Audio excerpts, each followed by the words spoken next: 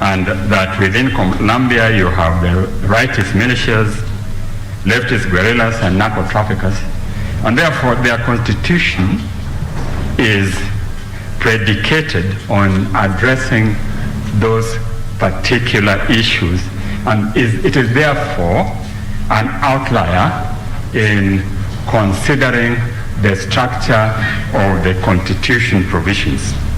Now, the issue at hand, where the courts carried out a review and declared a proposed amendment unconstitutional, was in connection with the election of a president, which had earlier been allowed contrary to the constitution. But when it came the second time, the position of the Constitutional Court was that by giving him a second opportunity to violate the term limit under the Constitution, he would be in a position where he would control the appointments to the constitutional institutions by way of having served for unduly long term, and that was the rationale behind that decision. So, my Lord, I would humbly submit that the Colombian example would not be an appropriate example to be adapted in our context. Having said that, my Lords, I now come back to addressing the issue which is before your Lordship, and that is the court's finding on the issue of basic structure doctrine. Now, I will begin by referring your Lordship to a matter my learned friend Mr. Ghetto adverted to, and that's the finding at paragraph 474G of the judgment.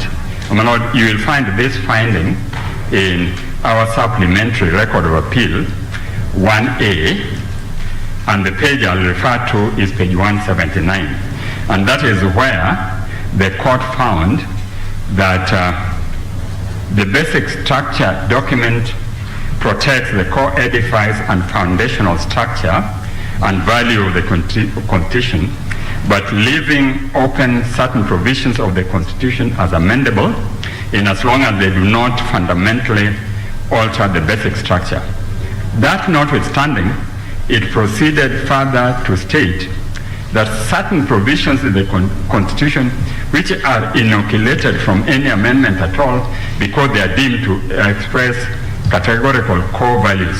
These provisions they termed as being unamendable and also as being eternity clauses. So according to the judges, by applying, notwithstanding the provisions of the Constitution which I will come to, by applying the basic structure doctrine, some of the provisions of the Constitution will be unamendable and therefore they form eternity clauses.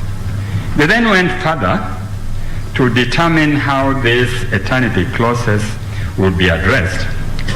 And at paragraph 474E, and that the court will find in the Attorney General's supplementary record of appeal 1A, dated 8th June 2021, they say that the basic structure could only be altered or modified by the people exercising their primary constituent power, which would involve civic education, public participation, debate, consultation, and public discourse, and a referendum.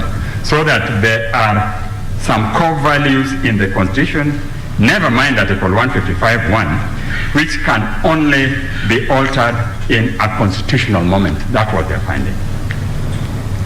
Now, it is not in dispute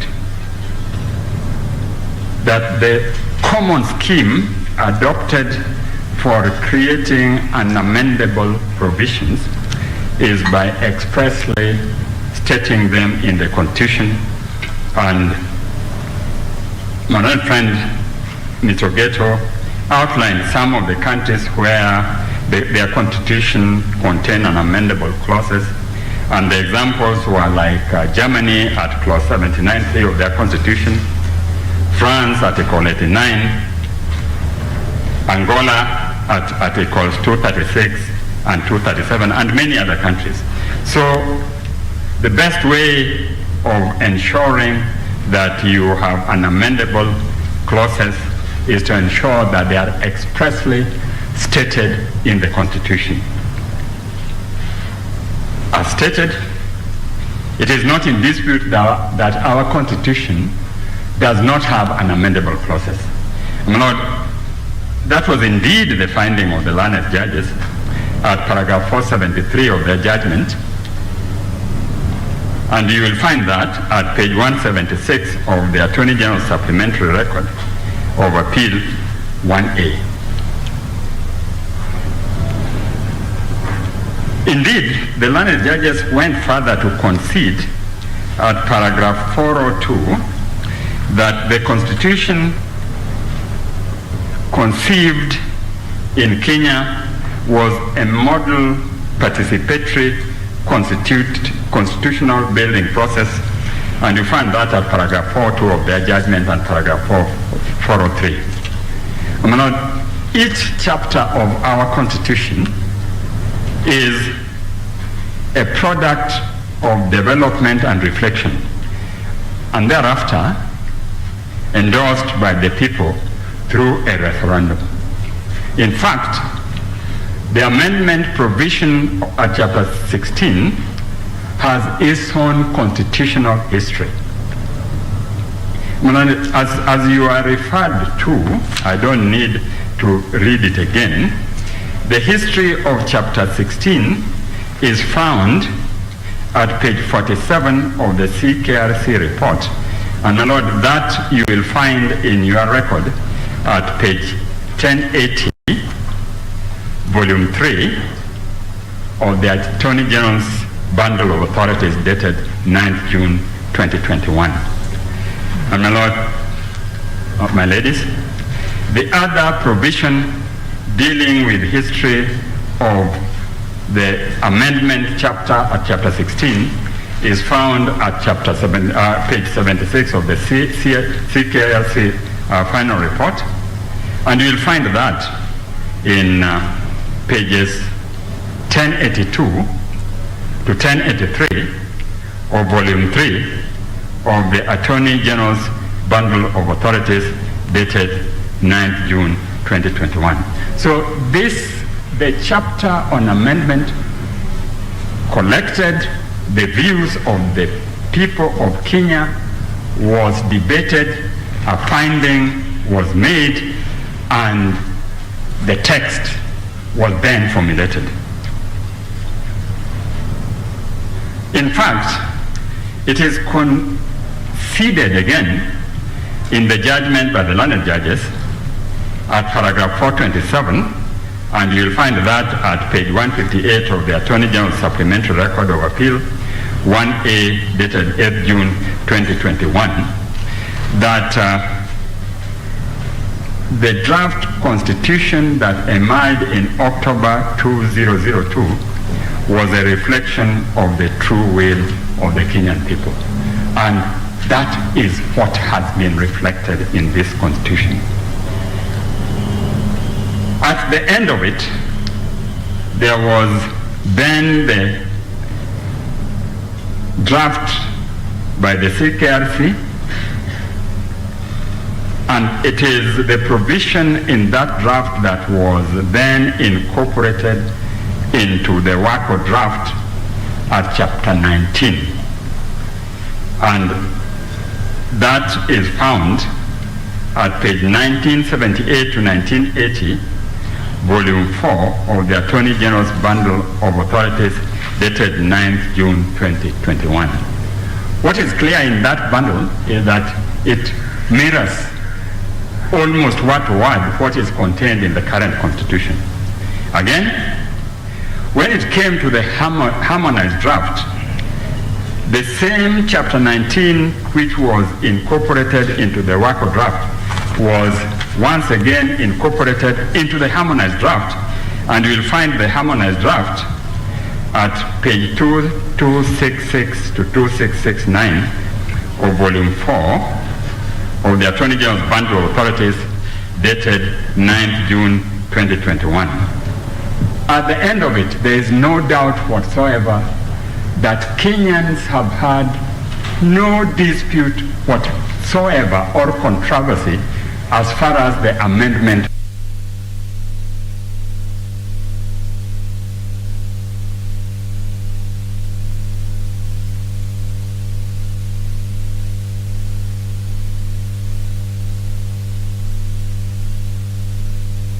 state representation of the view of the Kenyans on how they want their constitution to be amended, and the view taken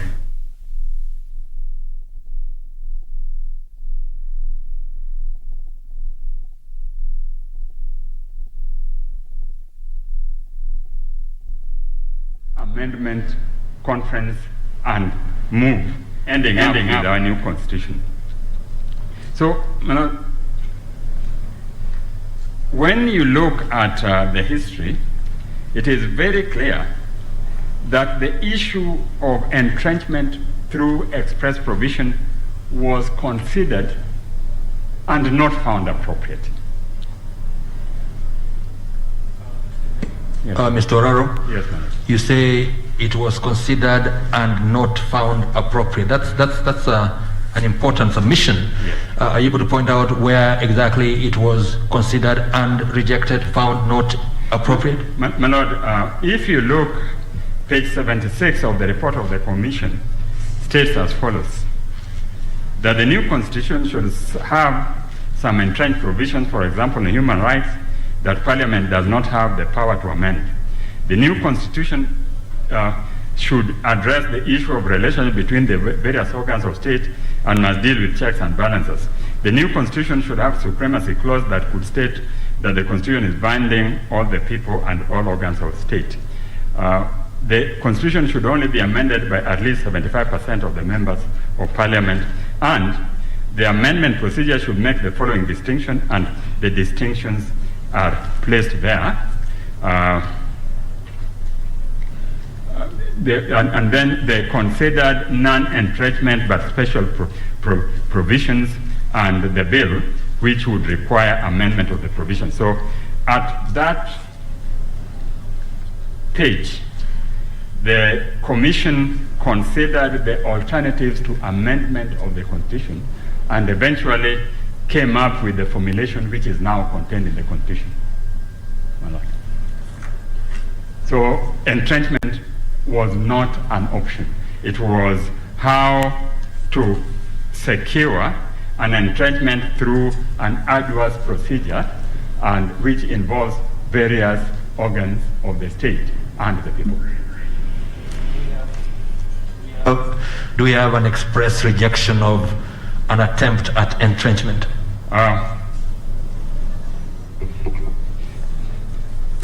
My Lord, I think when we read the meaning of the recommendation at page 76, it amounts to very implicit intention not to entrench it in the context of express provisions in the Constitution.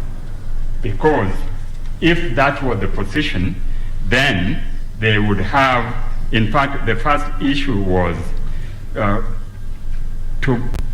bill seeking to amend an entrenchment should not be passed unless, and therefore the entrenchment was through making a provision that nevertheless we should have an arduous process of ensuring that any amendment which goes to the structures which are created in the Constitution are passed through a very arduous process.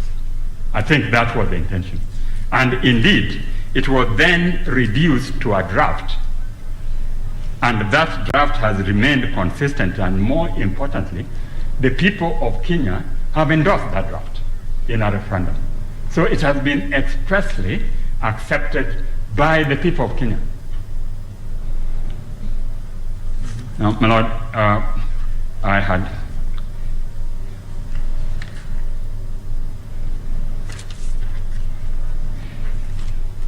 as I was saying, I'll go through the rigorous process which was then proposed and endorsed by the people. My Lord, in endorsing that rigorous provision, it was clear that it was not the intention that there should be some form of external application to the Constitution of Kenya, which would limit the power the people had granted to themselves. And in considering this, we should take into account that amendment provisions in the constitutions are not polymorphic. Every constitution has its own amendment procedure, and none is like the other. In fact, the text of our amendment is unlike any other constitution.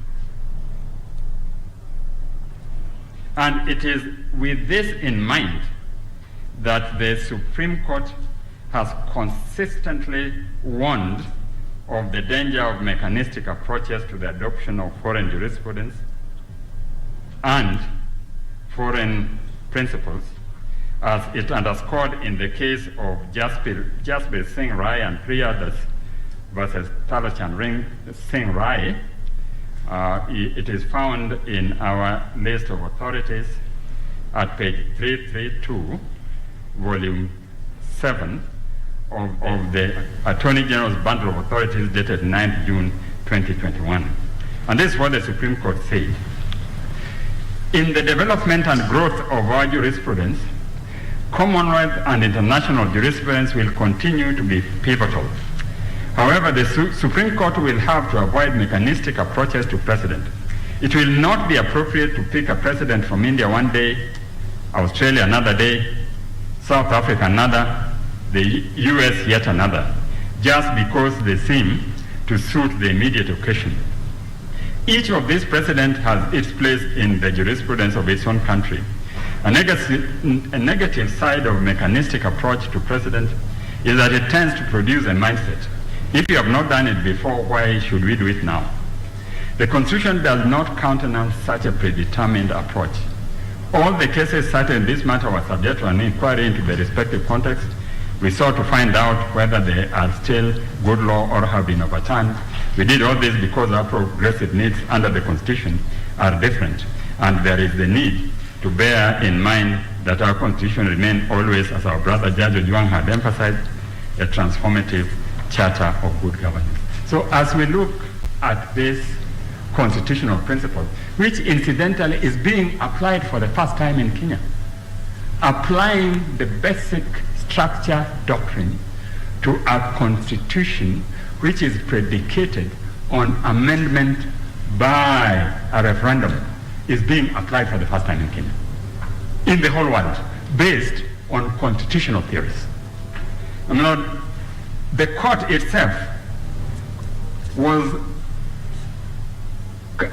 conscious of the necessity not to blindly apply foreign concepts, and it stated so in the case of Gitarau Munya and Dixon Mwenda Githinji at paragraph 399D of their judgment.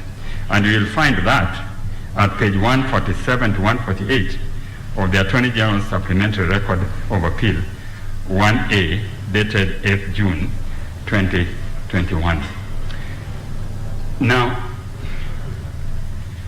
in going through the judgment, you will not find any place in the judgment where the court clearly analyzed the provisions of Chapter 16 against the basic structure doctrine which they have found to be applying in Kenya. My Lord, in order to do that, it is important to go onto the Constitution itself. My Lord, we begin with Chapter 255(1), which provides a list of matters in the Constitution which must be subjected to referendum. Unlike many constitutions, our Constitution clearly specifies those parts of the Constitution which can only be changed by referendum. And in such a referendum, my lords, my ladies, Article 255(2) provide that the amendment can only be approved by 25% not of voting but registered voters in at least half the counties, and must also be supported by a simple majority. This is much more exacting than the standard set for election of the president at Article 138(4). And indeed, it is a procedure which is much more rigorous than we adopted for the passage of our current constitution. So you begin with that at the threshold of a referendum.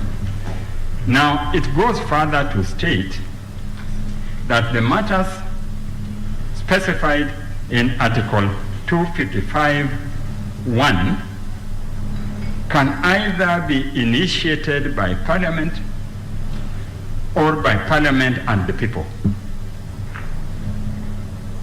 And it's important to appreciate that popular initiative, unlike the popular initiative elsewhere in the world, in Kenya, it is an initiative by Parliament and the people.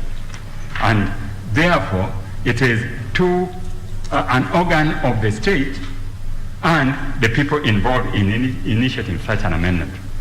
Now, to begin the process, it is provided that popular initiative must be proposed by at least 1 million registered voters. Again, very important to emphasize that the 1 million threshold has only been applied for the first time in Kenya. Everywhere else you have 100,000. I think Switzerland is 100,000. Other countries are perhaps less. But there is no country in the world which puts a threshold of 1 million as the commencement of a process towards popular initiative. Then it requires the signatures of those 1 million people to be verified independently by an independent commission established under the Constitution, and that's IEBC. That is at Article 2574.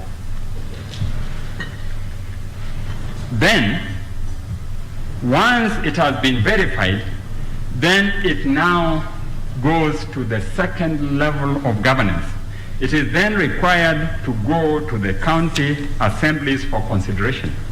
Article 2575. In going through county assemblies, it is important to take into account that the county assembly are required to ensure that any legislation they pass is subject to public participation. Then, if half the county assemblies pass the bill and provide a certificate to the speakers of the two houses of parliament, then the two houses of parliament will then debate and either pass or reject the bill, and that is found at page 576.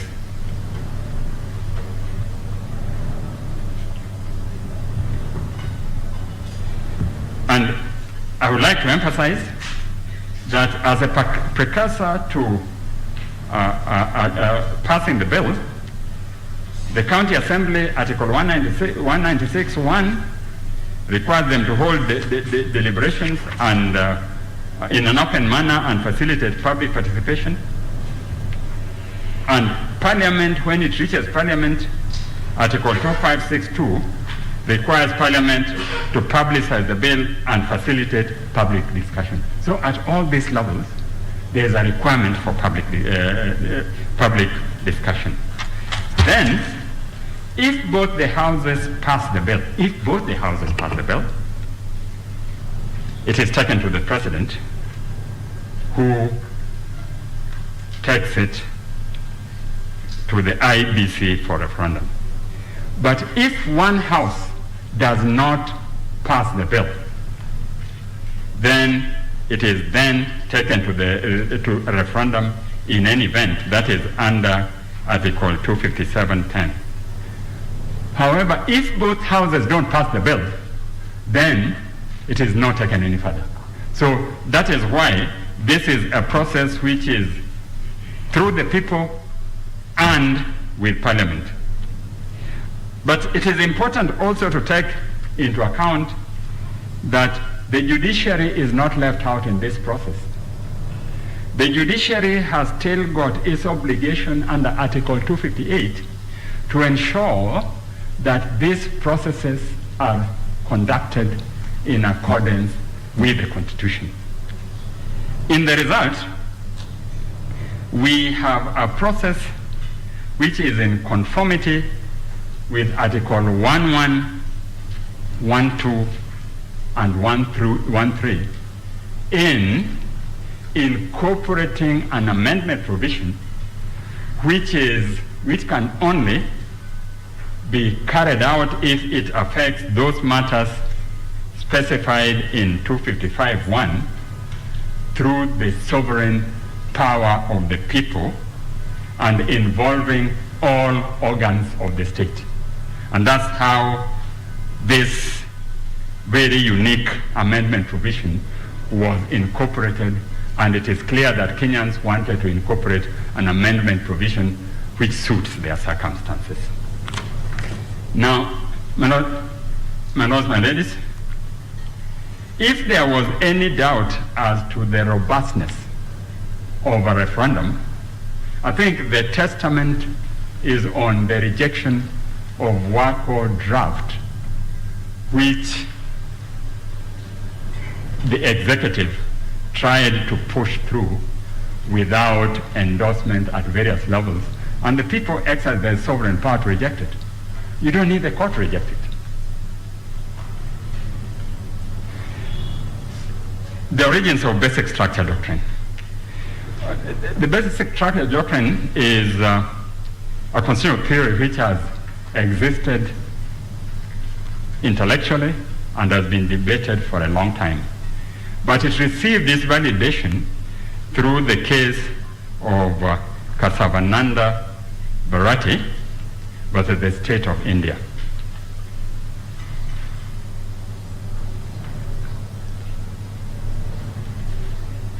State of Kerala? Yes, state of Kerala. Thank you, my lord. Sorry. And my lord, in that case, the Supreme Court held that the power to amend the Constitution did not include the power by the Parliament to alter its basic structure or its framework. Of note is that the decision was predicated on the power to amend by Parliament, which was a similar provision to our repealed Kenyan Constitution. And therefore, it was a power exercised by a constituted organ of the state or under the Constitution, and not a constituent organ. While the doctrine received endorsement in Bangladesh, it has faced stiff resistance in other jurisdictions, including Malaysia, Singapore, Pakistan, Sri Lanka, Zambia, Uganda, Tanzania, South Africa, and many others. Indeed, an implicit power to limit the power of amendment in the Constitution has faced stiff resistance even where the power to amend is solely in Parliament. So it is inconceivable that we can attempt to incorporate the doctrine in a situation where power to amend has been conferred on the sovereign power of the people. The doctrine has fallen for consideration before the recent decision in two earlier decisions by the High Court. And that was the case of Timothy Njoya versus Attorney General, and that is found at page 159 of the Attorney General Supplementary List and Bundle of Authorities dated 28th June 2021, where it is important to note that the court considered the doctrine, found that in view of the provisions of Section 47 of the then Kenyan Constitution, the repealed Constitution, there was no necessity of importing the doctrine, but then nevertheless, the court approved the dicta only to the extent that Parliament did not have power to amend the basic structure of a constitution. Since then, we have gone beyond that, and we have now placed that power in the hands of the people through referendum. Senior Counsel, did Yes. that case of Joya Yes. define what it considered the basic structure was? All it dealt with, it didn't define basic structure as such, but it dealt with basic structure as a limitation to for the power of Parliament to amend a constitution. But proceeded to find that in Kenya we were not dealing with amendment, we were dealing with a review, and therefore it didn't apply in the context of the issues arising in Kenya at that time. Yeah, but it didn't define exactly what the basic structure was. And it has to be remembered, my lord, that the Casavananda case was not a case on amendment of the constitution as such. In fact, it arose out of a struggle between the Indian Parliament on issues of land and the Supreme Court. The Indian Parliament was trying to take out the entrenched provisions which protected land tenure in the state. And therefore, the Supreme Court deemed this to be amending a provision which affected the basic structure of their constitution. Senior Counsel, in your view, what is the contextual relevance, similarities, or differences between the Indian Constitution, the Kenyan Constitution, in relation to the Casavananda case? There's no similarity at all, because first and foremost, India is a federal state. Secondly, the Constitution of India was a negotiated constitution out of the Westminster system, which has been amended from time to time. Thirdly, the Indian Constitution is predicated on the power of amendment conferred to Parliament, which is a constituted power. It doesn't give the Indian people the right of altering any provisions of the Constitution through a referendum. So it is a completely different circumstance. And lastly, it has to be remembered that the Kenyan Constitution is not just an issue of a referendum. The Kenyan Constitution incorporates every organ of the government in the process of implementing popular initiative. The electoral authority, it involves the county government, it involves Parliament, it involves the President, and it involves the judiciary. That is not the situation in India. So Casavananda cannot apply in our circumstances. Sorry, Counsel. Yes. I'm just wondering, Yes, from where you stand, yeah. Is it your position that there are no parts of the Constitution to amend which will be to significantly alter its character? My Lord, I would approach it from... Let me just finish that thought. Yeah. For example, Yes. the Constitution says that there shall be 290 parliamentary seats. Yeah. Altering that from 290 to 230, 230 or 330, Yeah. is it the same as altering it to say that there shall be no parliament? I mean, that's crazy, but supposing someone would come up with an amendment to say that Parliament stands suspended for a while, and you go through the motions of amending it, would you say that the two amendments are the same so long as the process is followed? My Lord, they are not the same, but the Constitution has provided a procedure for dealing with that issue. The Constitution has provided a procedure, and that procedure has to be strictly complied with. And if it is complied with, then it protects the people of Kenya fully. Mr. Warero, that's my question. Yes. Supposing Yes. you follow the procedure Yes. that is set out in the articles you refer to. Yes. You have whether a parliamentary initiative or a popular initiative. Yeah. You take it through, you pass the draft, it is sent, the bill, Yes. it is sent to the houses of parliament, Yeah. it is sent down to the county assemblies. You actually go ahead and have 1 million signatures, and then you go to a referendum, and you pass that Parliament shall not exist in this country.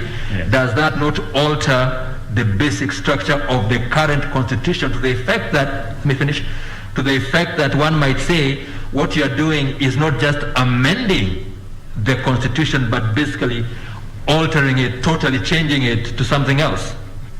My Lord, it would be an alteration, but our Constitution has provided for it.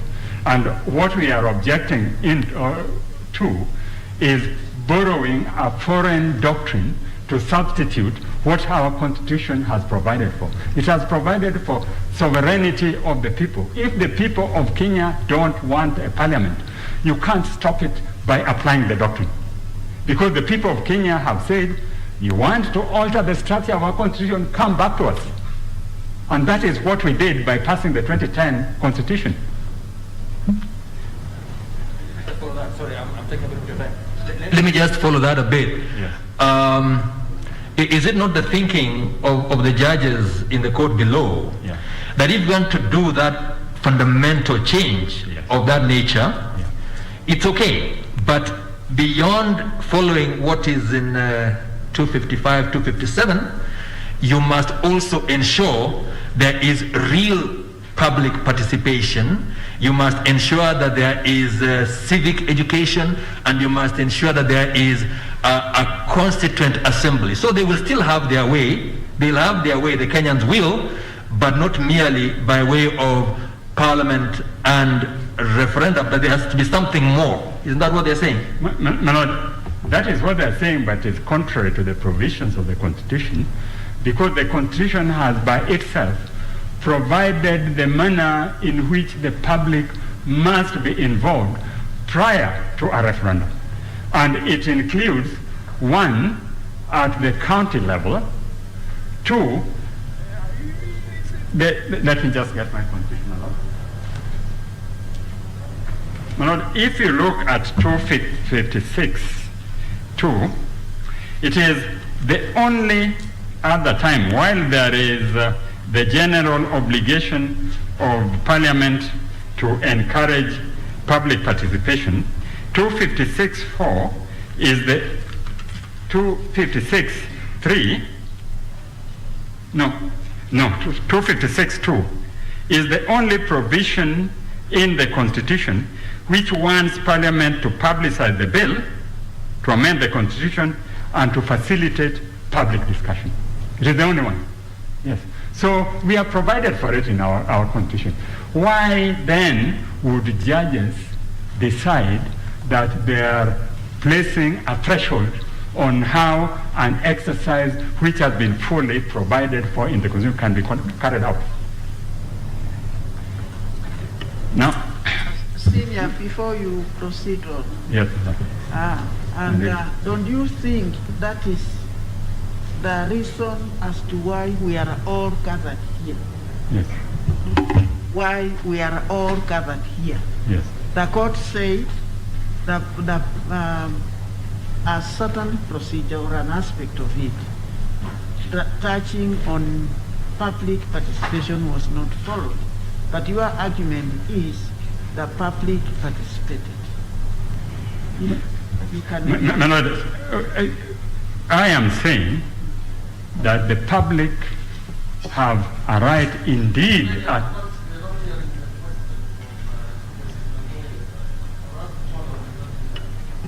Yeah, thank you.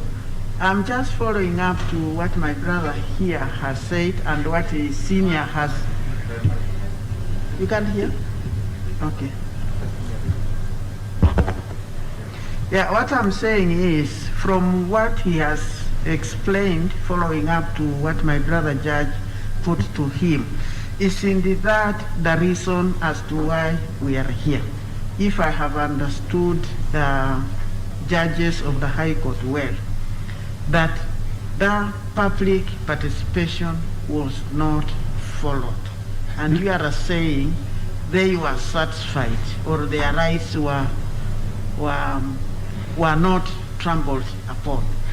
Is indeed that the sole reason as to why we are here? Not at all, my lady.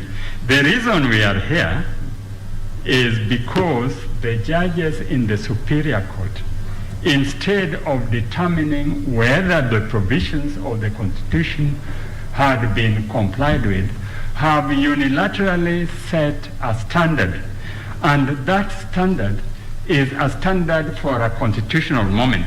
They now want that before any constitutional amendment is made, before any constitutional amendment or any touching on the basic structure? In order to find whether it touches on the basic structure, they have set a standard which requires the court to examine it and find out whether it touches on basic structure or not. If you find it doesn't touch on the basic structure, then you can now go and affect it. But if it touches on the basic structure, then they have completely ignored the provisions of the Constitution and come up with a standard which is consistent with the standard we adopted for constitutional review, and which is civic education, public participation, debate, consultation, and public discourse. And that's why we are here. Had they merely said there is a right for public participation under the Constitution, it has not been conducted, we won't be here, because it would be consistent with the provisions of the Constitution. My lady, have I answered you? Thank you. Now, my lord, my ladies, this issue came again for consideration in the case of Commission of Implementation of Constitution versus National Assembly. That is found at page 4238, volume 8 of the Attorney General's Bundle of Authorities, dated 9th June 2021. I was in that case. And my lord, that case again was an attempt by Parliament to amend the Constitution, which could have affected the basic,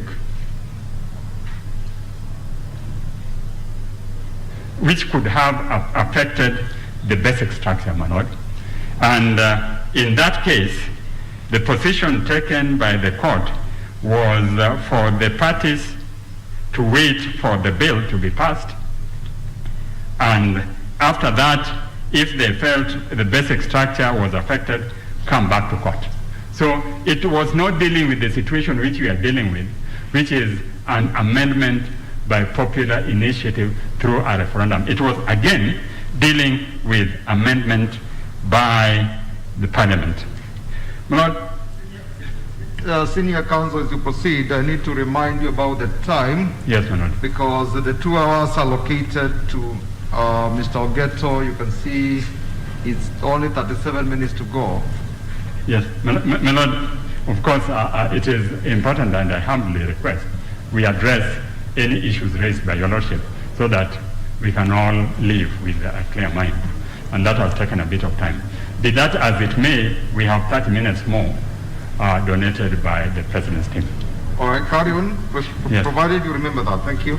Yes, my Lord, this issue, the issue of the amendment provision has come for consideration before a 5 bench of this court in the case of Senate and 48 others and Council of County Governors and 54 others. You find that at page 88 of the Attorney General's supplementary list and Bundle of Authorities dated 28th June 2021. And in that case, in fact, this court considered Kasevananda and found at paragraph 50 that in this matter, Article 255(1)(1) of the Constitution expressly states that any alteration to the objects, principle, and structure of the evolved government can only be done by way of a referendum. That answers the question of what do you do with basic structure in Kenya. In fact, the court said that in India, it would be unconstitutional. But in Kenya, you can pass it through Article 255(1), and thereby disavowed the whole of this concept of basic structure. My lords and ladies, the issue again came for consideration in the case of a non-governmental organization coordination board and 5 others.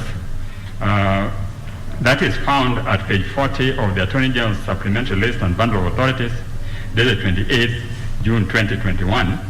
And again, there, Lady Justice Nambuye clearly said the Constitution itself has provided for methods for such entrenchment.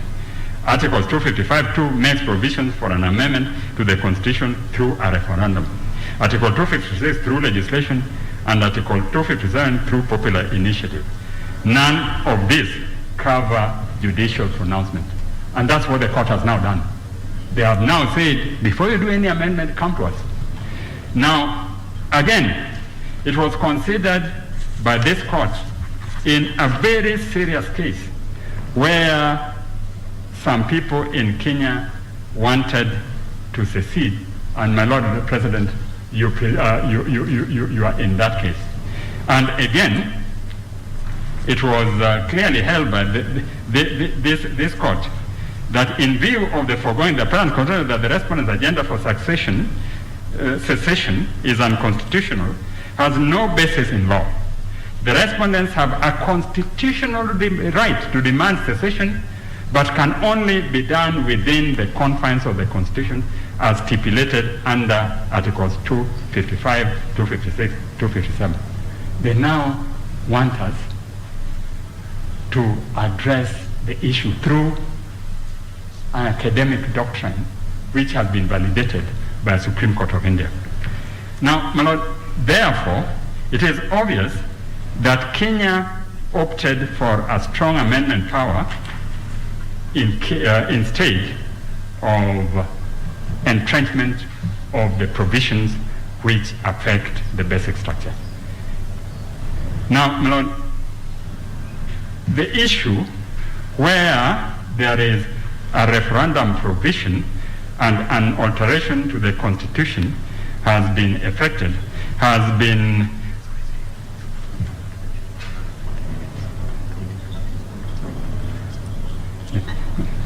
my Lord, I am told that some of the respondents will have decided not to address the court and would wish that this issue be addressed exhaustively. Sorry, I didn't get you, counsel. My Lord, I am told that 2 respondents have indicated that they will not address the court. They will not? They will not address the court. Okay? Yeah, and therefore, any time they would have been given, be applied towards addressing this very serious issue. Okay. So they say, my other friend tells me that they can offer 20 minutes of whatever time you give them. But be that as it may, we have not run out of time. Let me address this issue now. Well, we had said that you can rearrange yourselves in such a way that 1 or 2 of you covers the substantive issues. Yes. I believe the basic structure doctrine is a major component of this appeal. Yes. And so you have a few more minutes, so just finish. Yes. So, my Lord, again, in this case of secession, the court very firmly affirmed that you can even secede from Kenya so long as you comply with Articles 255 256, 257. And that is found at page 32 to 33 of Attorney General's Supplementary List and Bundle of Authorities dated 28th June 2021. Now, my Lord, let's look at it from the other angle. How have other countries dealt with amendments carried out through a referendum? And in respect of this, I would like to refer you to the thesis by one of the leading scholars on the doctrine of constitutional amendments, and that is Yaniv Rosnai. And in his works on constitutional amendments, which you find at volume 1 of the Attorney General's Bundle of Authorities dated 9th June 2021, he refers to the reaction of countries to a challenge to an amendment which has been carried out through a referendum. And his first example is found at page 163, and that refers to the French constitutional change. And he says the French Constitutional Council, which held that it has no competence to review laws passed by people in referendum. In that case, General de Gaulle passed a law through a referendum. Then it was taken to the Constitutional Council. But the Constitutional Council proclaimed that the power of the people is above everything else. And once a matter is passed through a referendum, the court has no basis or authority to question it. And hence the saying in French, le peuple roi. The matter again came up for consideration before the Irish Supreme Court, and that is found at page 164 to 165 of volume 1 of the Attorney General Bundle, dated 9th June 21. And the Irish Supreme Court held that people and not God are the creators of the Constitution and the supreme authority. Hence, amendment made by people become the fundamental and supreme law of the land. You can't question it. You can't deny the people the right of having a referendum. It is their government, it is their law. Again, it came before the Romanian Supreme Court, and you will find that as page 165 of his writings, and he says, the Romanian Supreme Court held that once an amendment is adopted by referendum as required by Article 151, it is definite and final, and the court has no control over it, since such a law expression of the original willpower is above the will of any power. So where you have a referendum, the courts cannot intervene. Now, in this article,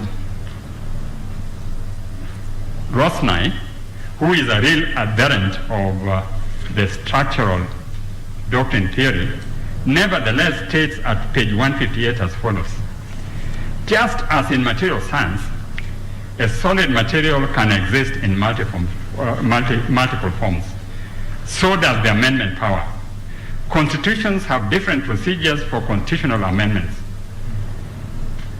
Not only do entire constitutions differ from one another in mechanism, actors, and procedures, and ours is unique in the world, procedures involved in the amendment process, but also the same constitution might incorporate different procedures for amending different provisions and principles, like in ours. This section therefore argues that one ought to regard constitutional amendment powers not in a binary manner, limited and limited, but rather as a spectrum of scope, a spectrum of amendment powers. The more similar the democratic characteristics of the secondary constituent power are to those of the primary constituent power, strong amendment power, the less it should be bound by limitation, including judiciary, scrutiny, and vice versa. You know, that is really the principle which ought to apply. And in considering this, a leading professor in Hong Kong, Professor Po Jen Yap, in his work, The Conundrum of Unconstitutional Constitutional Amendments, has this to say. You find that at page 22 of the Attorney General's Supplementary List and Bundle of Authorities dated 28th June 2021. The people may not be always right. For popular sovereignty is not an absolute guarantee of substantive justice, but neither are the judges infallible in their moral deliberations. In these circumstances, the judiciary must cede to the expression of popular sovereignty. Judiciary must concede to the expression of popular sovereignty, not merely because the amendment is an unmistakable expression of public will, but because this convergence of interests is undisputable evidence of the triumph of the political process over the intervening institutional and electoral barriers erected by separation of governmental powers. Now, very profound ones. In the result, it is my humble submission that the doctrine of basic structure was not intended to apply to our Constitution. And just to give a very short summary,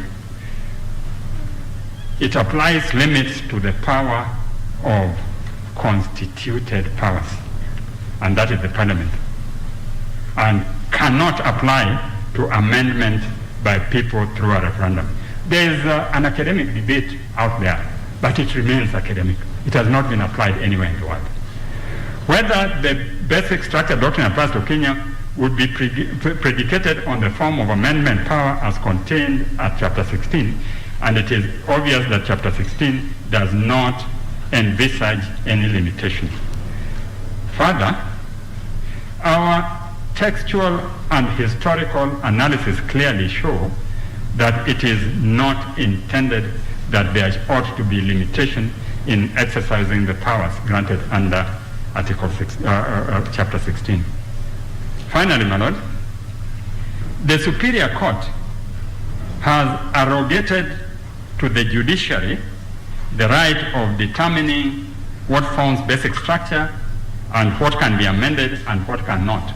A power the people of Kenya have given to the people and all the organs of the government. Now, as a result of this decision, it is being contended that that power can be exercised by judiciary and judiciary alone. My Lord, in substance, this would amount to a repeal of Chapter 16 of the Constitution. And this would not have been the intention of the people of Kenya. My Lord, therefore it is my humble submission. Senior Counsel, before you finish on that argument, yes. One of the submissions made by, one of the grounds advanced by the respondents in their submissions is that the appellants are applying what they have called textual interpretation as opposed to the holistic, purposive interpretation in the argument that as long as our Constitution provides that all parts of the document, of the Constitution are amendable, we should abide by what the Constitution says. So they fault the appellants for what they term as textual reading or interpretation. What would be your comment for that? My Lord, I have analyzed the text. I have also analyzed the textual consideration of the court by taking into account that this is a provision which involves all the organs of government established under the Constitution and then reverts to the sovereignty of the people. That is, the real spirit of the Constitution is contained in Article 1, and it states that the people may exercise their sovereign power either directly or through their democratically elected representative.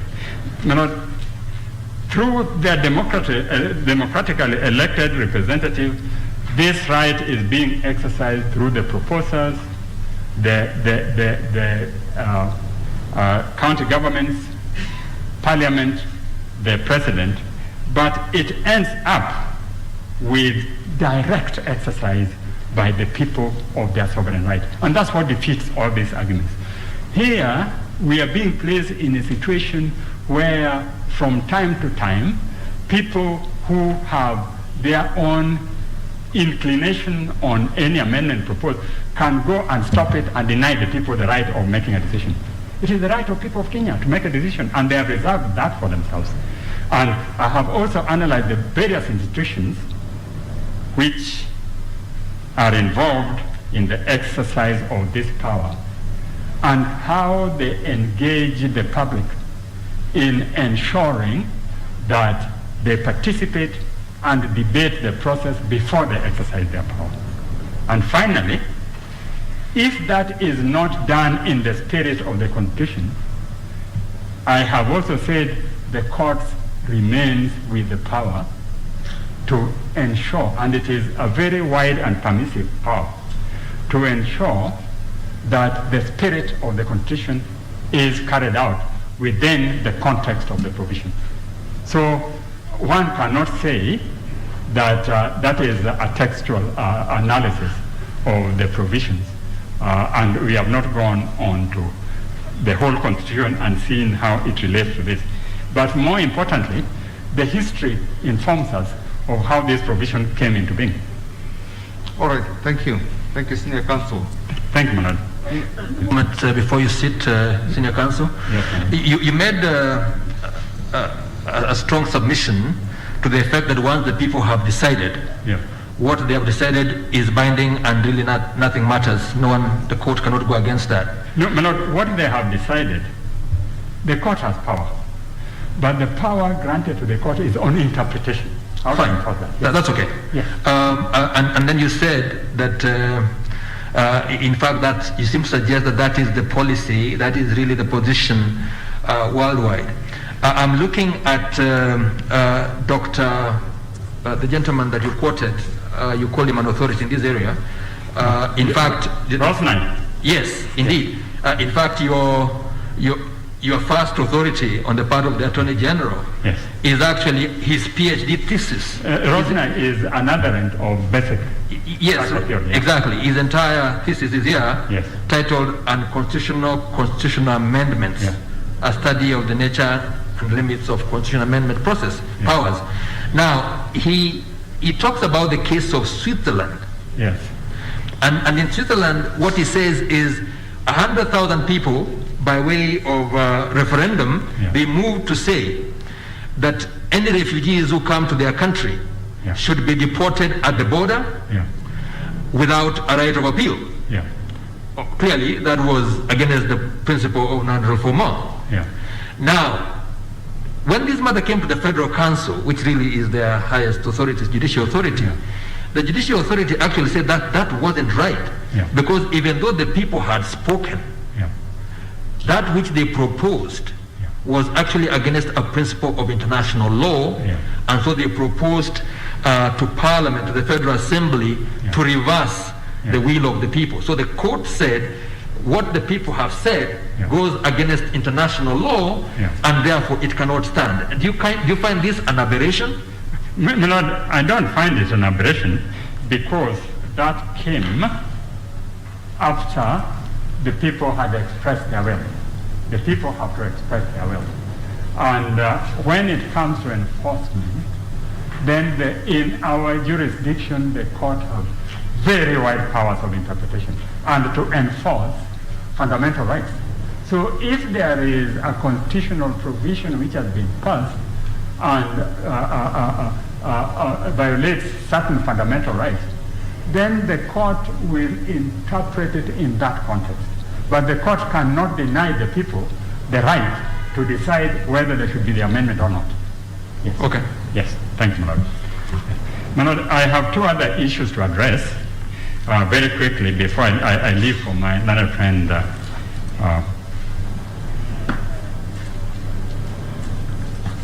caloric mile. My Lord, the next issue I want to address very quickly is the issue of the presidential liability for violation of Article 73A1. My Lord, I want to say very few words on this. I merely wish to say, my Lord, that Article 73.1 Yes. is aspirational. It sets out the general principles and statement of policy to signify the value system, ethos, and cultures which are expected of state officers. The liability for violation of those principles are contained at Article 75, both for public officers and for state officers. But the President and many other officers, including that of judiciary, is a tenured office. And in every tenured office created by the Constitution, a provision has been made for how to deal with their violation.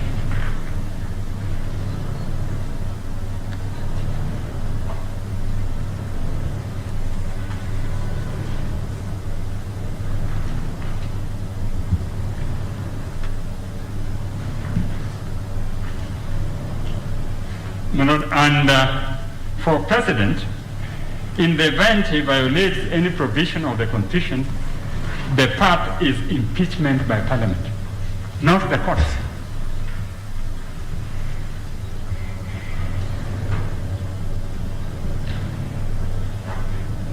Just like, my lords, judges cannot be tried for violation by the court. They have to go to a tribunal set up under the Constitution. It is therefore my humble submission that this finding was against the Constitution. My Lord, I will move to my next subject, which is whether proposed amendments needed to be placed as separate and distinct referendum question. My Lord, my first humble view is the judges, having determined that the basic structure doctrine applies and therefore the bill was unconstitutional, ought not to have gone more than that. But nevertheless, they went on to determine the issue of whether the referendum question should be biannual or each issue should be on a separate referendum question.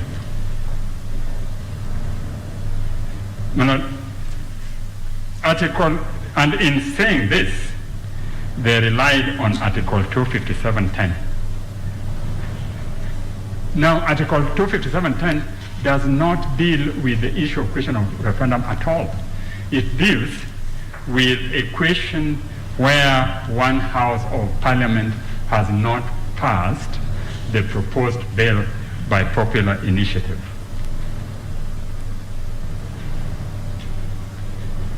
The manner of presenting the bill to the people for a referendum is prescribed under Article 256.6.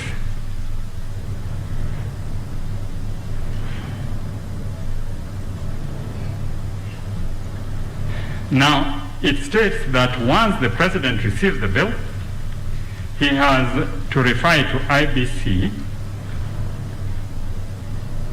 and the sole function of the IEBC is to certify after the referendum whether the bill has been approved or not.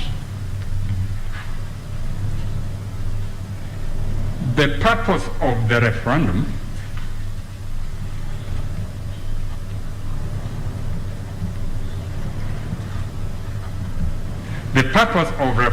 is not to legislate. In the result, if the bill is not approved, then that is the end of the matter. Even if some parts are approved and others are not, the bill fails. Like a constitutional bill in Parliament a bill by popular initiative cannot be amended or approved in part. There's no provision for that. And therefore, by stating that separate questions should have been placed for separate issues on such a bill, the court was actually acting contrary to the very express provisions of the Constitution. And it doesn't matter on whether Mr. Oraro, yes. You said that the court pegged its decision on that point on which article? Article 257.10. 10. Yes. Now, if you look at sub-article 10, Yes. what does it say? And I think this is where the judges are coming from. Let's look at it, my lord. 257.10 Yes. says as follows. If either House of Parliament fail to pass the bill, or the bill relates to a matter specified in 255.1, the proposed amendment shall be submitted to the people in a referendum. The proposed amendment, Yeah. not amendments. My lord, but amendment, whether it is an amendment or amendment, it has by 257.3 to be formulated into a draft bill. So it comes as a bill, whether it is one amendment or many amendments. And the question is, sir, at article, and that's what the judges I think seem to be saying, that under article 10, Yes. it is the one question, it is the amendment that will be formulated as a bill and presented to the people. So I think the question that I would assist me at least to understand, why would the Constitution say amendment and not either amendment or amendments? My lord, 3, which says that if a popular initiative in the form of a general suggestion, the promoters of popular initiative shall formulate it into a draft bill. So what goes to Parliament is a draft bill, not amendment. If you go to sub-article 1, Yes. you in fact will give even a better context. Yes. Sub-article 1 starts with what? It says Article 1 starts with an amendment to this Constitution yes. may be proposed by popular initiative signed by at least 1 million registered voters. So we have in sub-article 1 an amendment. Yes. In between this process through a bill. Yes. Then at 10 we still have the same singular, the proposed amendment. So please educate me there. My lord, if it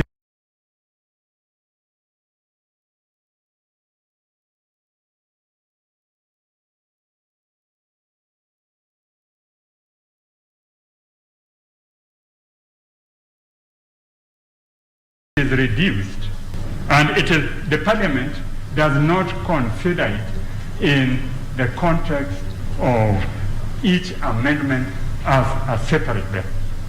It is considered as a bill, whether it is an initiative by Parliament or by popular initiative. And it is that bill which is then submitted for a referendum, and that bill is an amendment as contained in the bill. That's my understanding of it, my lord. Yes. So in my humble view, it does not intend to have the question presented as different questions for each issue. My lord, I've taken too much time and I've eaten into my learned friend's time. I had an issue to address, but I'll skip it. So I will hand over to my learned friend to come out. Thank you, my lord. Thank you, my ladies. Thank you, Senior Counsel.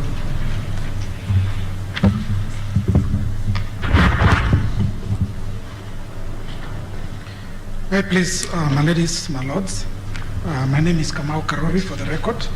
I appear with Mr. Oraro for the Attorney General. Now, mine today will be to address two main areas, and these are the question of the popular initiative and the issue of the creation of constituencies. And let me start with the question of the popular initiative. But maybe before I do that, I could just make a quick comment on a question posed by my Lord Justice Musinga regarding had an interpretation of the Constitution. And the question, if I understood it correctly, was whether the appellants are engaged in textual reading of the provisions of the Constitution as opposed to a holistic reading. My understanding of a holistic reading of the Constitution is reading the provisions of the Constitution one against the other with a view to creating harmony in what the provisions of the Constitutions are saying. It does not include or envisage reading writings or doctrines that have been developed in other places. It is the reading of the Constitution itself.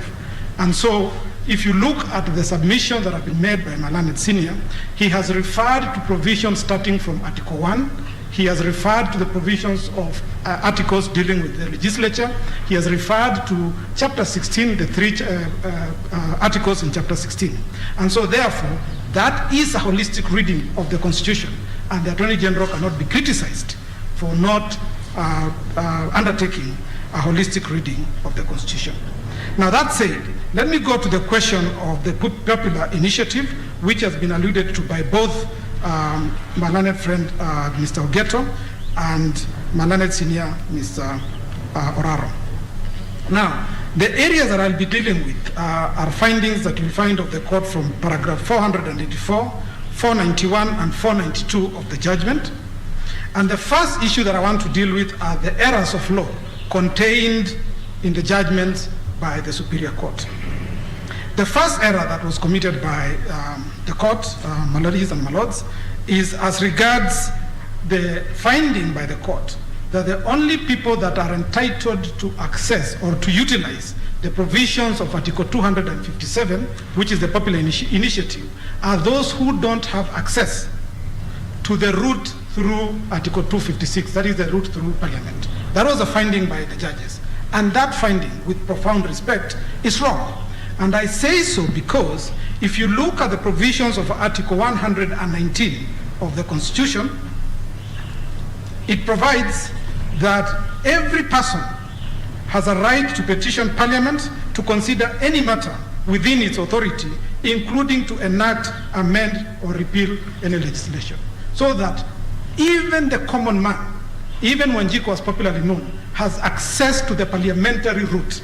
And therefore, to the extent to which the judgment of the court was premised on the fact that the president having access to the legislature ought not to use Article 257, that finding is erroneous because even the common person himself or herself has access to Parliament. So that is the first error that was made, the presumption that the common man does not have access to Parliament to enact legislation. The second error of law that was that we have seen is the finding that the Constitution under Article 257 does not admit or contain a hybrid initiative. And this you'll find at paragraph 499 of the judgment. Again, this finding is erroneous. And we say so for the simple reason that the provisions of Article 257 of the Constitution do not contain an exclusive people initiative. It is a combination of the people, the county assemblies, Parliament, and then in certain instances the referendum. So that there is no exclusive people initiative that does not include Parliament. Yes. Now, in fact, my ladies and my lords, it's arguable, as my learned senior Mr. Oraro rightly said, that where a popular initiative is commenced and then it is not passed by the county assemblies, it naturally dies. And if also it is not passed by the Houses of Parliament, then naturally again it dies. And therefore it underlines the fact that the procedure under Article 257 is both people-driven and Parliament involvement.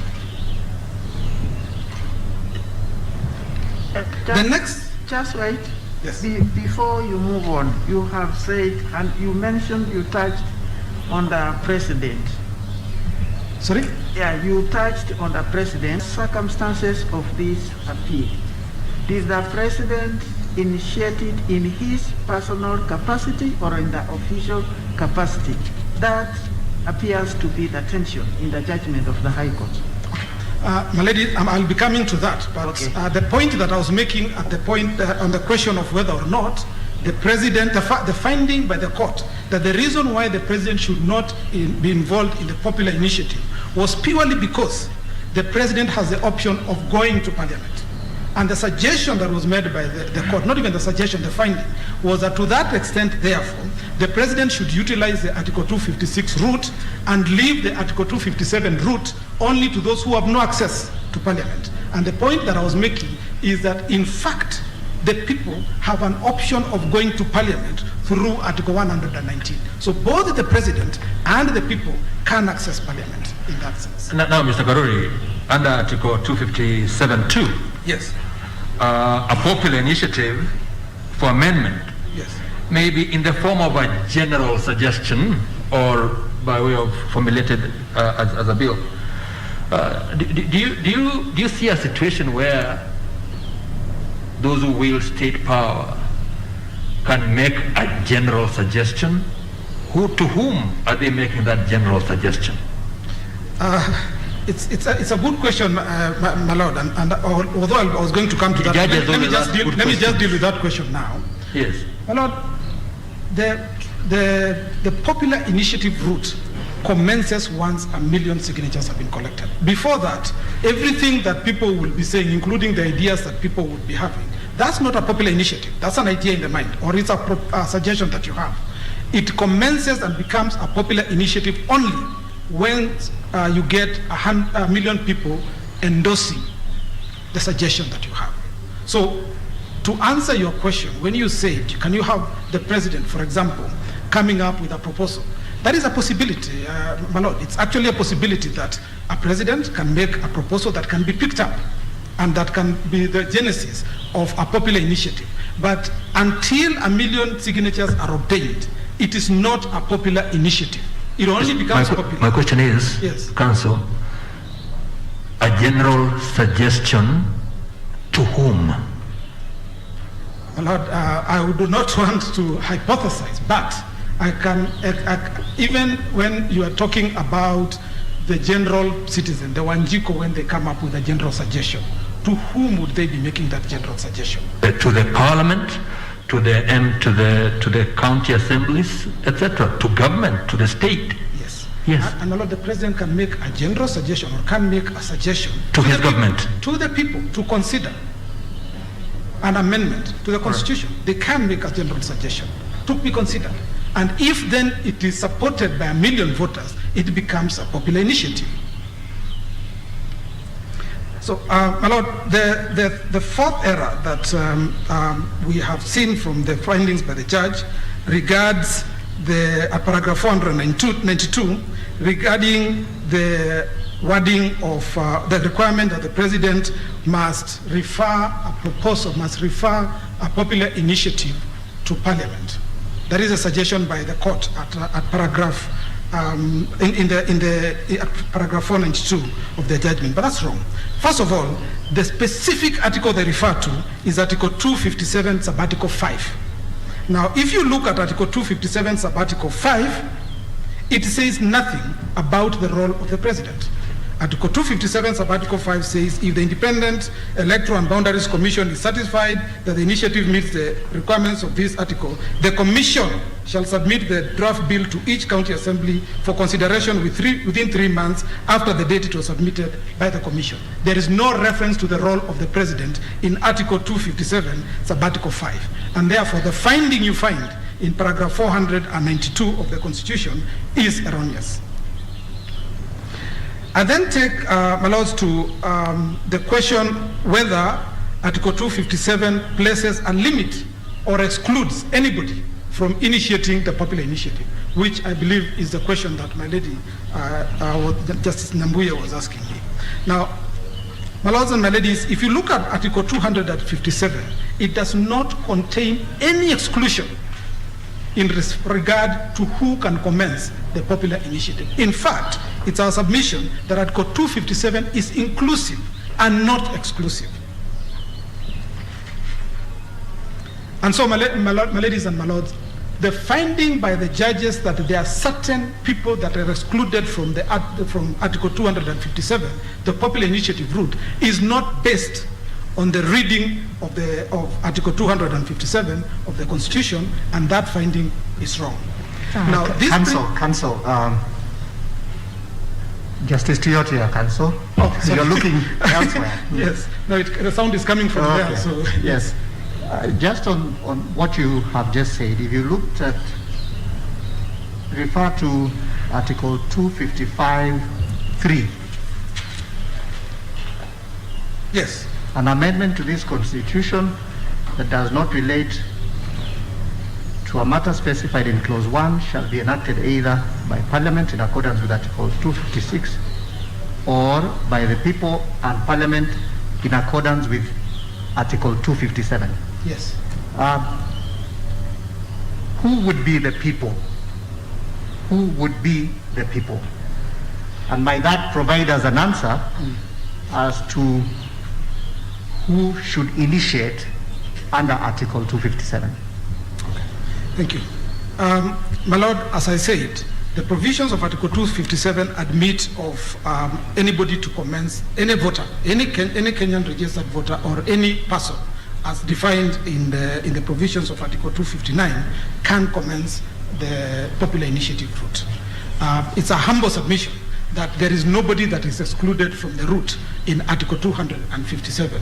And there is good reason for that, my Lord. And I was going to, if my Lord would want me to deal with it now, I can, but I was going to come to deal with that issue generally when dealing with comparative examples of how this has been dealt with in other countries. I was going to come and deal with that. But I thank you, my Lord, also for pointing out, and it's something that I was going into, that actually even the Constitution itself envisages that the Article 257 route is a combination of the people and Parliament. And therefore the finding by the judges that Article 257 is an exclusive people route is not correct. But Counsel, just a moment to follow up on that. If that article says the popular initiative is the work of the people and Parliament, yes, does that not mean that in the eyes of the Constitution, Parliament is not the people? We have the people, yes, and then we have Parliament. yes. So, do you see why there's a problem, at least for me, when you say the people includes everybody, including we, the state officers, the president, parliamentarians, and so on? My Lord, in fact, if you look at the wording of Article 257, and if you read it together with the provisions of Article 38 of the Constitution, every person in Kenya has political rights that are protected under the Constitution. And those rights include supporting or campaigning for any cause. So that even the officers seated in front of me today, you have a right to vote, you have a right to support any cause. And if that cause includes, for example, a proposal for amendment of the Constitution, you have a right. The President has the right to vote at every election and in a referendum. He has a right to vote. So the political rights in Article 38 cannot be curtailed unless by express words. And that, the rights that are protected by Article 38 include the right to participate in the popular initiative route. It does. So if we are to try and say that because of Article 258, we will find a way somehow of removing the right of public officials or of the President from participating, then what happens to the right he has to vote at the referendum for the proposal that has been put to the people? What happens to his right to support any cause, which is a right that is enshrined in Article 38 of the Constitution? And so the reading of Article 257 as excluding any person would entail denying them the political rights enshrined under Article 38 of the Constitution. So, and then, my Lord, you are referred to by my learned friend to the question of what the framers of the Constitution had in mind. And my Lord, I refer you to the workings of the Constitution Commissions on the Constitution, the final report of Technical Working Group K. You will find this as number 27 in the amended digest by the Attorney General dated 28th of June 2021. Now, my lords and my ladies, the purpose of introducing the popular initiative, because this is why it was introduced, is stated specifically. It was to curb the excesses of the legislature. It was to curb the excesses of parliament. It was not to curb the excesses of any other public official. It specifically identified that Kenyan people said, we want to curb the excesses of the legislature, and hence the introduction of Article 257, the popular initiative route. And the danger, my lords and my ladies, in the findings by the learned judge, and I'll just take a minute to explain this. The danger in the findings by the learned judge is this.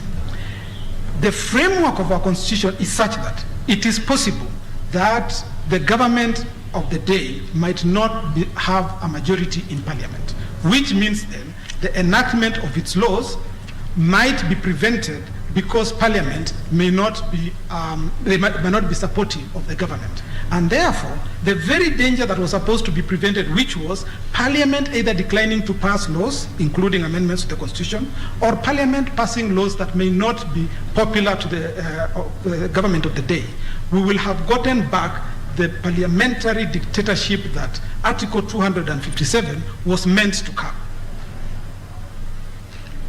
And then, my ladies and my lords, I go to the sixth era, and which was that the learned judges failed to consider or take into account the inbuilt fail-safe methods set out in Article 257 to ensure they always reflect the will of the people, and you are taken through by Mr. Oraro through this, I don't need to repeat at all. The seventh error that was committed by the learned judges is in failing to consider that the practice in other jurisdictions shows that the government is involved in popular initiative and is a widely accepted norm. And the best example that has been given is in the situation of Switzerland, which has provisions that are in pari materia with ours. We have covered that extensively in our written submissions, where we have shown that, in fact, in Switzerland, majority of the motions that were introduced by the government and were supported by the people. And therefore, the popular initiative has worked in those circumstances. The eighth error is this, and it's a critical one. If you look at the judgment that the judges started with referring to, which is, you will find at page 141 of the judgment, page 145 of the judgment. 140? Page 145 of the judgment. It's paragraph 155. Is the case of the Speaker of the Senate and another versus the AG and four others.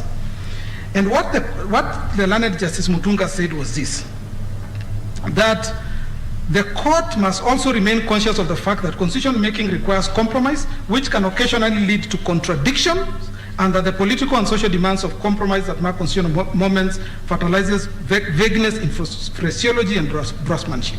It is to the courts that the country turns in order to resolve these contradictions, clarify draftsmanship gaps, and settle constitutional disputes. In this case, the burden was on the petitioners to show what were the contradictions in the phraseology of Article 257 that needed to be resolved. What was the draftsmanship gap that was available in Article 257 that needed to be resolved? And the position is that there was none that was identified. Therefore, the court embarked on a frolic of its own in answering a question that nobody posed. Because those are issues, as the Supreme Court said, where you now start referring to the canons of interpretation is where there is a gap or there are contradictions. None were identified.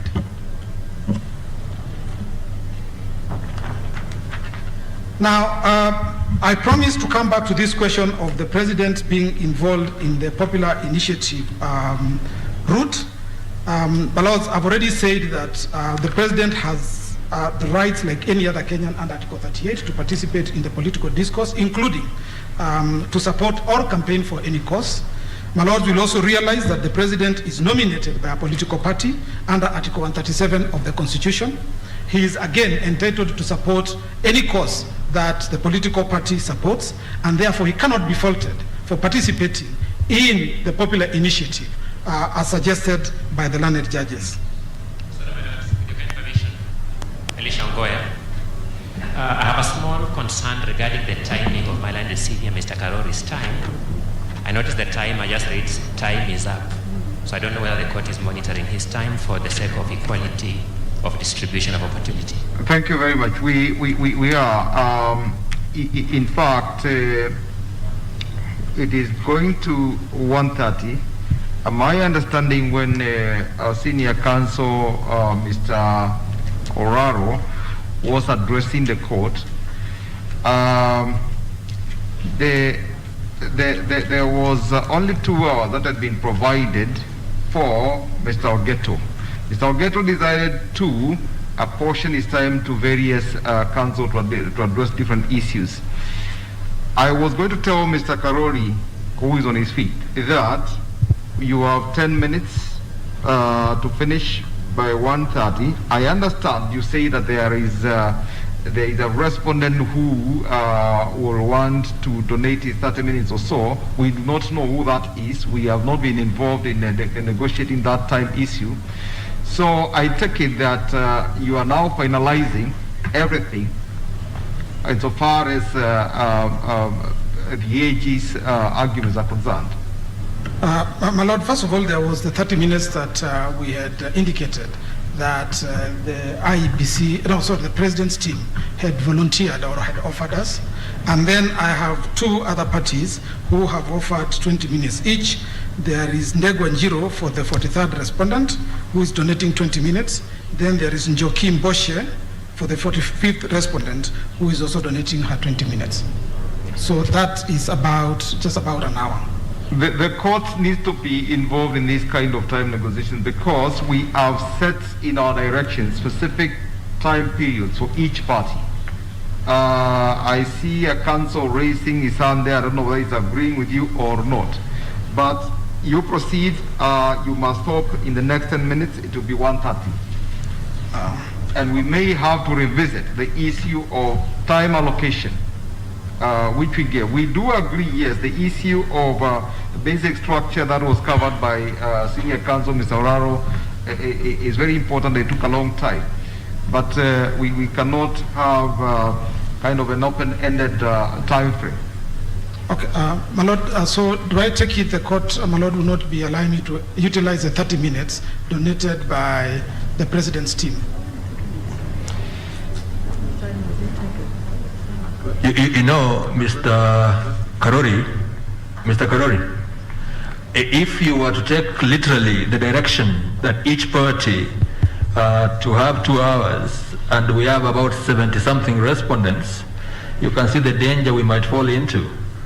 And I think the President is directing you and all of us that really any such time negotiations need to be referred to the court for us to see what you do. After all, why should that benefit necessarily be yours and not of the court, you know? Yeah. So you need to involve the court about these things and wait to be guided. No, I agree, my Lord, except that for the first part, the 30 minutes, we had informed the court at the very beginning. That had been indicated at the very beginning. And again, all counsel must remember that we specifically allowed voluminous submissions to be filed, about 40 pages, so that we take not more than the allocated time for highlighting. But we seem to be widening the scope. So please finalize the submission in the next 10 minutes. Thank you, Madam. Am I audible?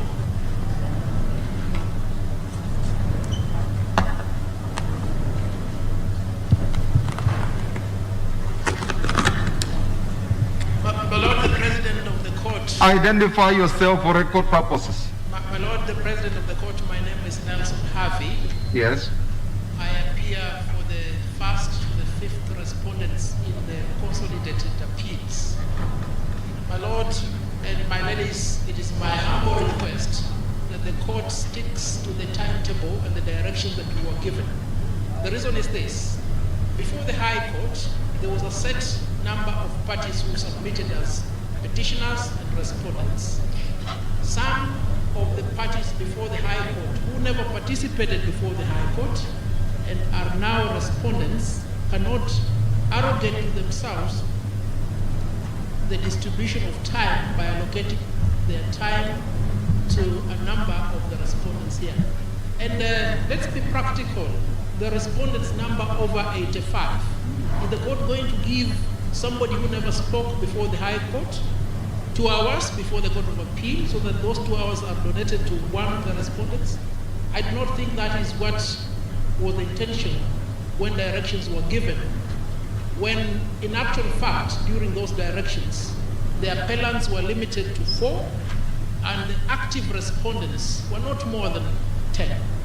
It is my plea that you confine the time that has been allocated to the 4 appellants. I hear you, Mr. Harvey, and it makes a lot of sense. In fact, we know those who have filed submissions, and those are the council or the parties that we are allowing, or we shall allow some time to make some comments on the same. So as you finish, I was saying that when we adjourn, we are going to relook at the issue of time allocation. I do appreciate that there were quite a number of interventions made by made from the bench, and the questions needed to be answered, and that took a bit of time. But we still need to be involved in that time, in that question of time donation. Yes, my Lord, may I say with your kind permission that the time that I'm referred to was donated by one of the appellants. The President's team is one of the appellants. So the half hour that was donated to me, my Lord, with respect, would still be available, because otherwise it would be taken up by the President's team.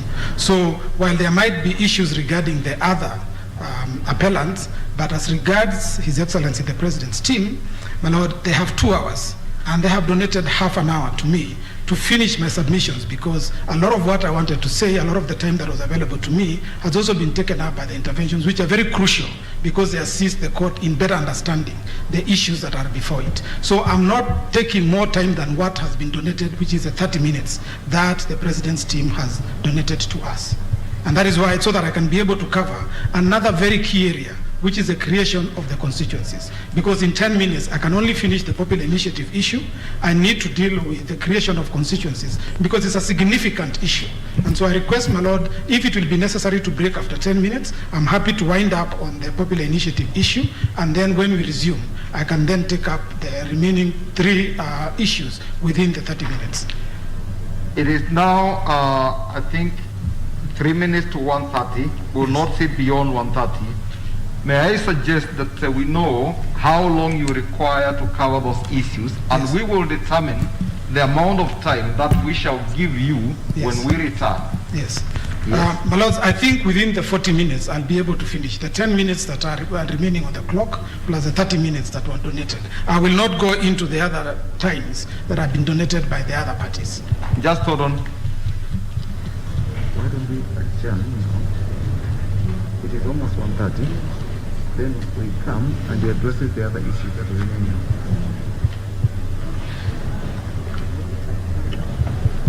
Yes.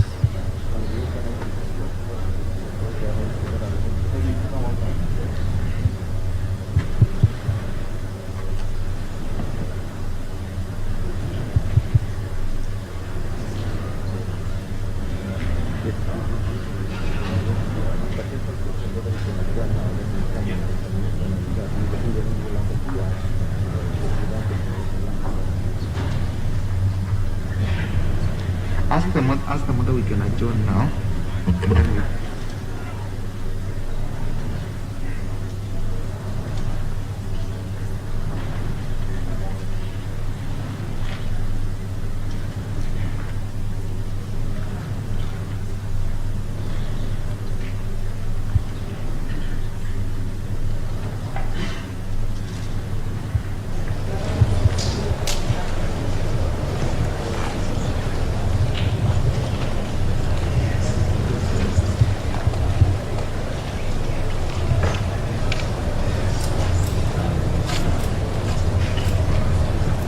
Mr. Karori,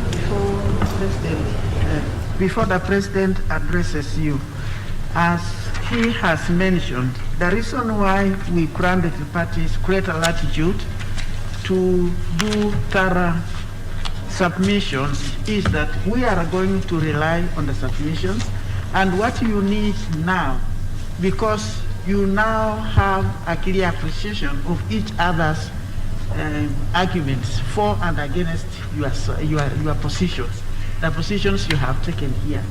Just highlight the salient areas where you want, as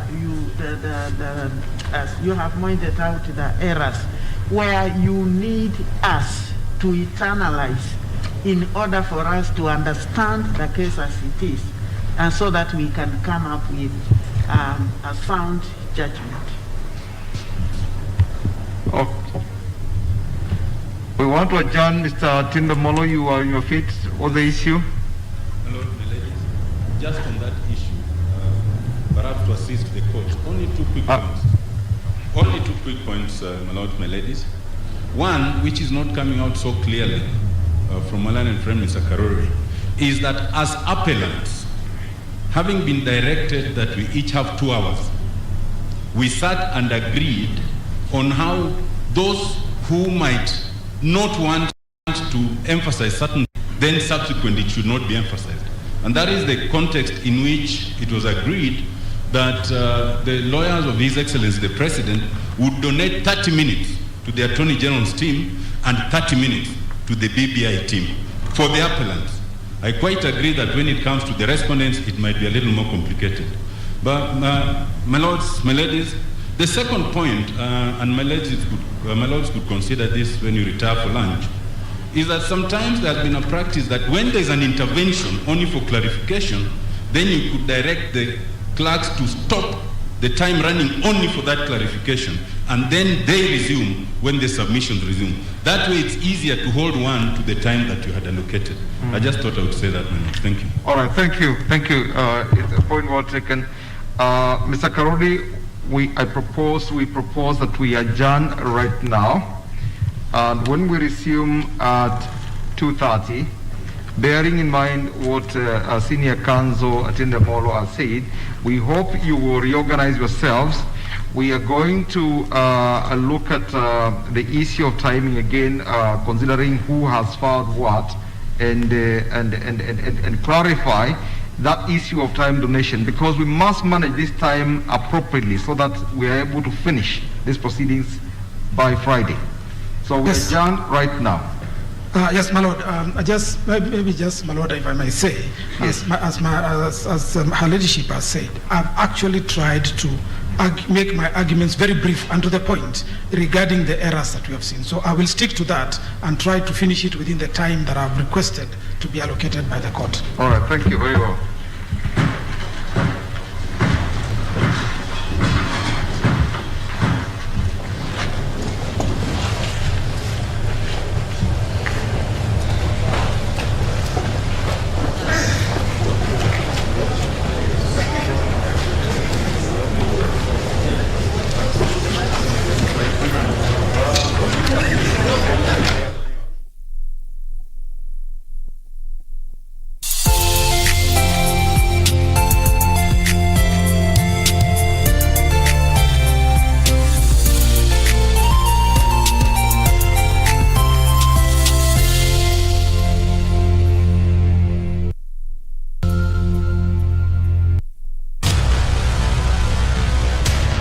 Get the VIP access to the best shows on KBC Channel 1. We have something different, something special to spice you up.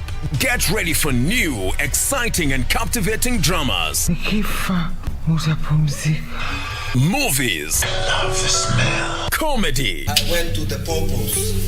Huh? Drama. Will you assault the Queen in my house, in my presence?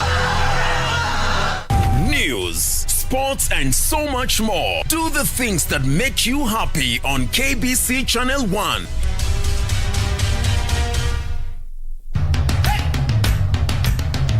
Bwana Motiso, pikipiki yako ndio hii. Uko shoni yangu. Hii pikipiki ni unakumbuka uliekelea the lowest unique bid yako ilikuwa ngapi? 18 shillings. Na unajua kuendesha hii gari?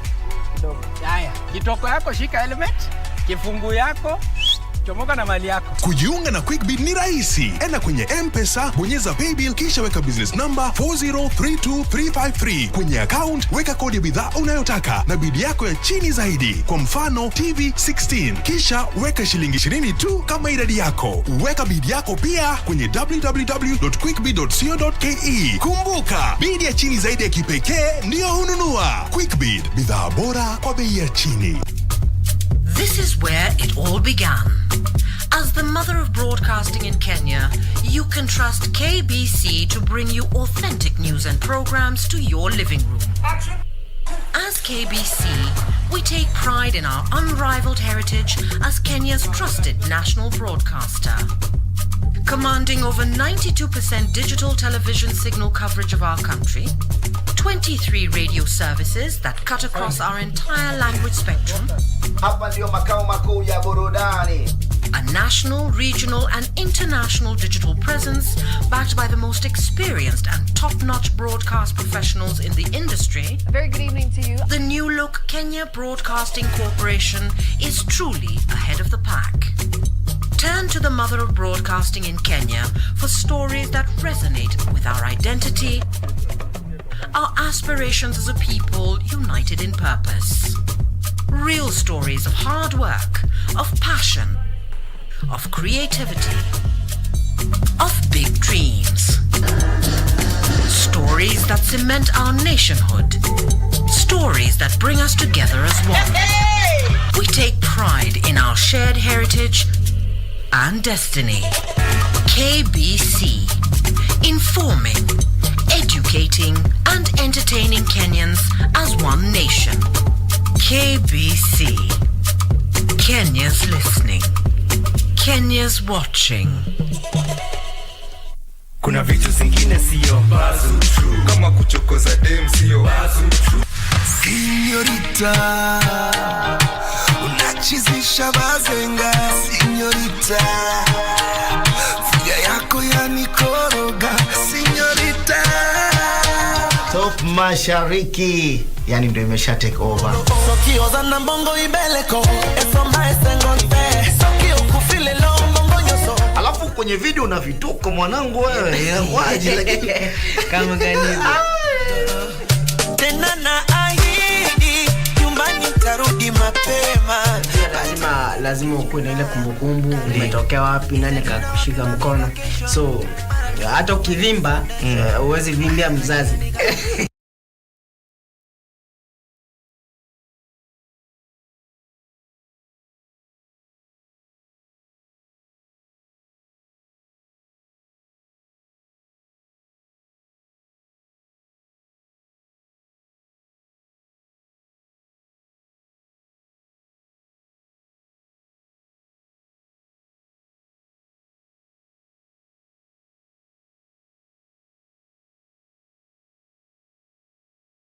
Hata ukivimba uwezi vimbia mzazi.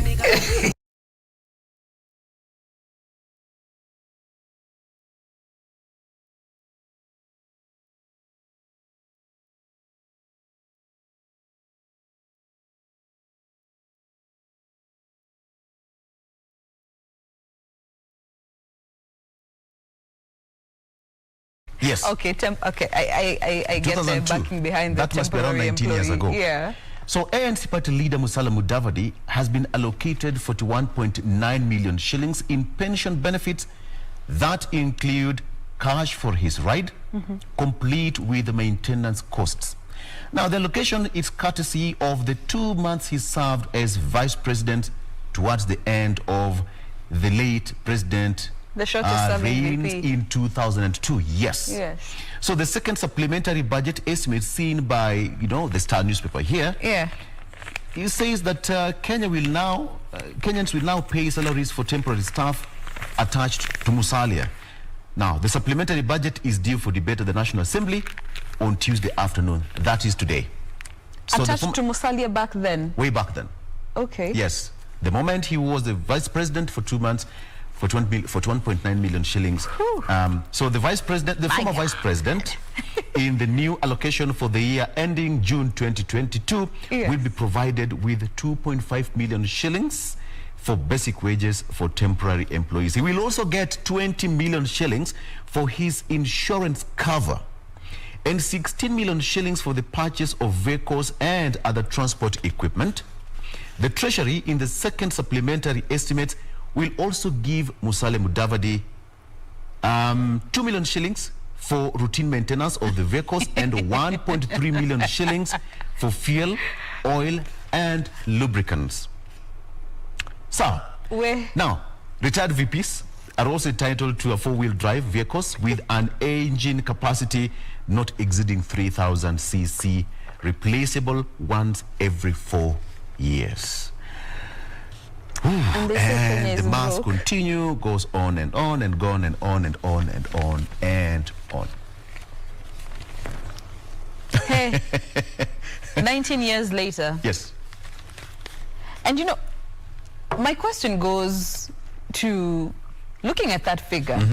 Are they valuing it with the value of the shilling back then or now? That should be a very good question that you should ask the supplementary budget and the committee in Parliament. Yeah. Hey. 41.9 million shillings. That is 42 million. In essence. In essence. Yeah. For 2 months. Yes. How much do you earn in 2 months? Hello. Hello. Our viewers, kindly, that goes out to you. Yes, and but where? Anyway, so talk of money and talk and they say of Kenya is broke. How? Exactly, and that's why I think some of us, some of the politicians out there, are angling for these kind of particular jobs. I mean, it's just, you know, somebody would say that Victor would venture into politics today. You only have, you know, a simple vehicle running around, but after 2-3 weeks, you have a 4x4. Man. Anyway, so do we go for our roads right now? All right, very nice. So talk of money and talk of figures. Let's talk about auditor flags 252 million shillings low-cost choppers.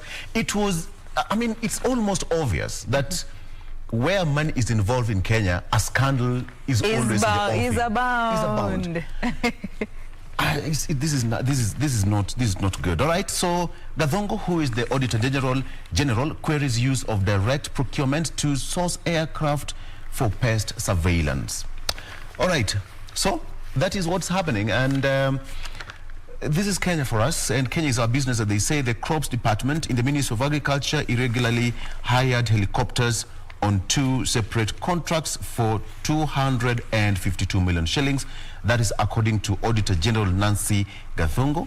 In the first contract, the department hired the helicopters for local surveillance services in Isiolo, Marsabit, Nakuru, Eldoret, and Kerio Valley regions at 103 million shillings. Jen. We never have a scandal that is not in the millions and billions. At least we haven't had billions from that particular case. But for now, let's have a quick look at the roads. Doreen. Right. I mean, actually, you're having a very good conversation. And that question that you asked, Jane, how much do you get in a month? All right, so this is how we are looking at Ngong Road this morning. It's actually the phase 3. So let me just run you quickly from when the project began. This is phase 1 of Ngong Road, beginning from the Kenya National Library all the way to Prestige Plaza. This project was commissioned in 2016, and the first phase was completed by 2017, already opened up to the public. The second phase, beginning from Prestige Plaza all the way to Dagoretti, also was completed by 2019 and already opened up to the public. So what they're trying to finish up is the third phase, which I'll show you the images later. But this is actually how phase 1 and also slightly bit of phase 2, this is how it is looking like.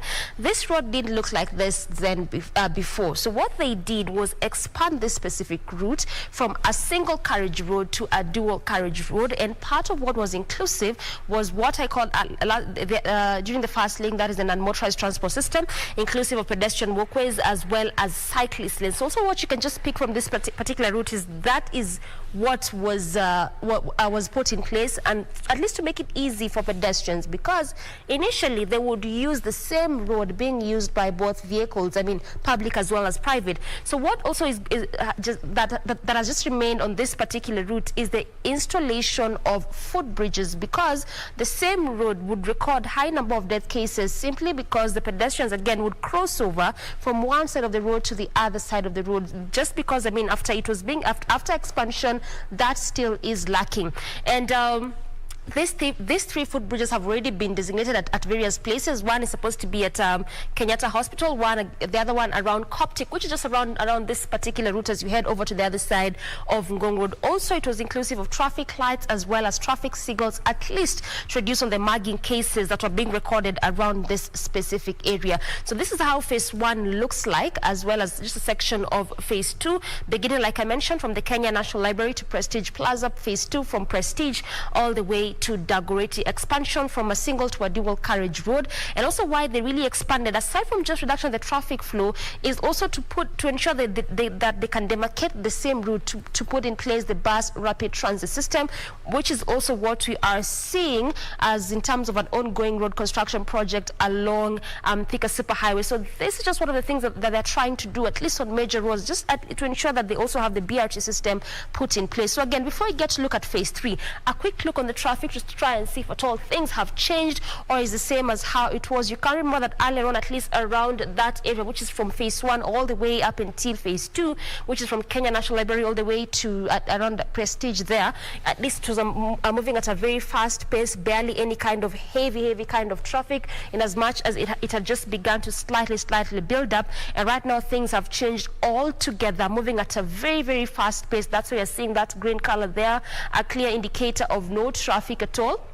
So again, it also means for our viewers coming from those areas which I mentioned earlier, that is from around areas of perhaps Ngumo, Kenyatta, Langata as well, if at all you're using this particular route coming all the way to the city center, or even areas around Ngong coming to the CBD, intending to use this same route, this is just the best time for you to do that, because in as much as there's a bit of a traffic just slightly past the Kenya National Library coming all the way through, it's a manageable kind of traffic altogether, just on a small section where it's really heavy kind of traffic moving at a very slow pace. And again, also on that section, it is specific to that lane that is coming to the city center. Just on that section there, before you get to the library, on that particular area, as you leave the Kenya National Library coming all the way via Ngong Road, all through past the hospital road, that is all the way from Upper Hill, coming all through the same route as you head over to Ngong Road via the city